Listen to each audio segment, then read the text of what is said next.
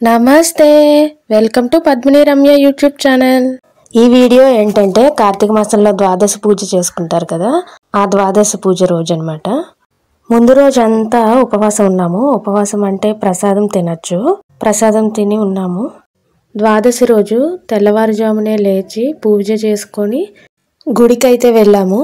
గుడి దగ్గర పూజ చేసుకున్నాము.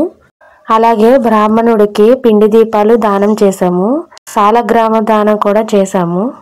అలాగే పూజంతా అయ్యాక పంతులు గారికి బియ్యం, పప్పు, చింతపండు, తాలింపు సరుకులు, కూరగాయలు ఇలా అన్ని రకాలు వేసి పంతులు గారికి ఇచ్చాము.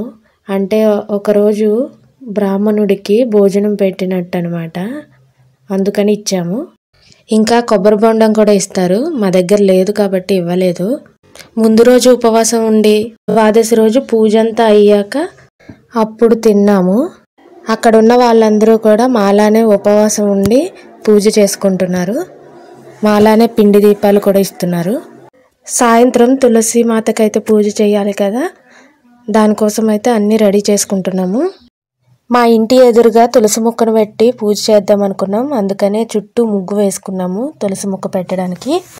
ముగ్గు మధ్యలో తులసి మొక్కను పెట్టుకున్నాము. తులసి మొక్కను పెట్టుకొని చుట్టూ అరటి టొప్పలు ఉంటాయి కదా, అరటి చెట్టువి, అవి పెట్టుకున్నాము. ఎందుకంటే ఒత్తులు వెలిగించడానికి ఉండాలి కాబట్టి అవి పెట్టుకున్నాము.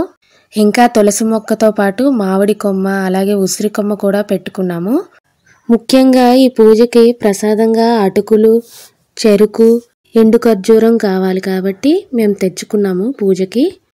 ఇంకా చలివిడి, వడపప్పు, బెల్లం కూడా పెట్టాము. వినాయకుడి పూజ అయితే చేసుకున్నాము ముందు. తర్వాత తులసి మాతకి పూజ చేసుకున్నాము. ఈరోజు ముఖ్యంగా విష్ణుమూర్తిని పూజిస్తాం కాబట్టి విష్ణుమూర్తిని పూజించాము.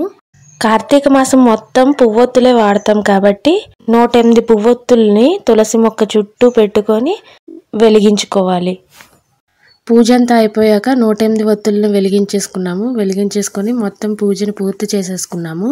తర్వాత దేవుడి దగ్గర పెట్టిన ప్రసాదాన్ని అందరికీ పంచిపెట్టాము. మేమైతే 2023లో ద్వాదశి పూజ ఇలా చేసుకున్నాము. మీరు ఎలా చేసుకున్నారో కామెంట్ చేయండి. Thank you for watching. Bye.